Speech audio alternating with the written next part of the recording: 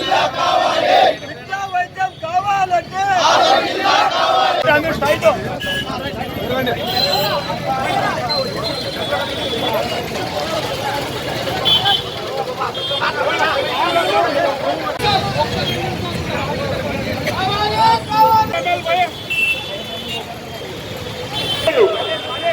సరే మిత్రులారా, మరి ఇంకా ముందుకు వెళ్ళి అక్కడ మరి అందరూ సహకరించవలసిందిగా కోరుతున్నాము.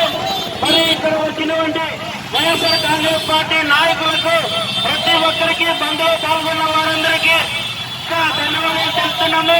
మరి ఇక్కడ వచ్చినటువంటి ప్రతి ఒక్కరికి ధన్యవాదాలు తెలుపుతూ పోరాల్సిందిగా కోరుతున్నాము.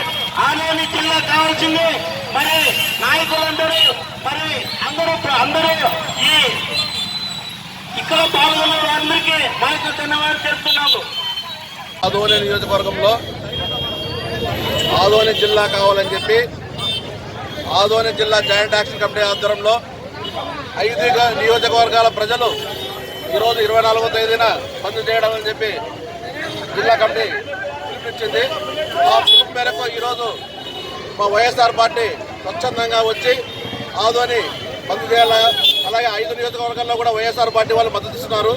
వాళ్ళ దీన్ని దృష్టిలో పెట్టుకొని మరి ప్రజలు కూడా గమనించారు ఆదోనికి జిల్లా ఎంత ముఖ్యమో అని ప్రజలు కూడా ఆలోచన చేశారు కాబట్టి ఇది రెండోసారి బంద్. ఎప్పుడైతే 70 రోజుల్లో మనం మొదలు పెట్టామో మొత్తం ఒకరోజు సక్సెస్ అయింది. ఇది రెండోసారి బంద్ చేయడం కాబట్టి తెలుసుకోవాలి. గవర్నమెంట్ కూడా కూటమి ప్రభుత్వం ఏమైతే ఉన్నాయో వాళ్ళు కూడా ఆలోచన చేయాలా. ఏదో ప్రజల్లోంటి వచ్చిన ఉద్యమం ఇది, ఏదో పార్టీ పరంగా కానీ పార్టీల అతీతంగా ఈరోజు ప్రజల్లోంటి వచ్చిన ఉద్యమం ఇది కాబట్టి ప్రజలు కూడా గమనిస్తున్నారు. మరి ప్రభుత్వాలు కూడా గమనించాలి దీని గురించి.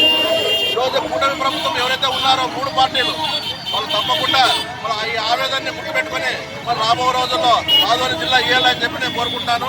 అలాగే ఈరోజు వైఎస్ఆర్ పార్టీ తప్ప ఇంత పెద్ద ఎత్తున మరి జిల్లా కావాలని చెప్పి ప్రయత్నం చేస్తున్నాం. దీనికి తప్పకుండా వైఎస్ఆర్ పార్టీ అయితేనేమి అందరూ 5 నియోజకవర్గాల వైఎస్ఆర్ పార్టీలు అలాగే ఎమ్మెల్యేలు ఎమ్మెల్సీలు ప్రజెంట్ ఎమ్మెల్యేలు కానీ అందరూ కూడా ఈ మద్దతు తెలుపుతున్నారు కాబట్టి ప్రతి ఒక్కరికి ధన్యవాదాలు తెలుపుకుంటూ రాబో రోజుల్లో కానీ ఈ ఉద్యమాన్ని ఇంకా ఉద్యోగం తీసుకుపోతాం.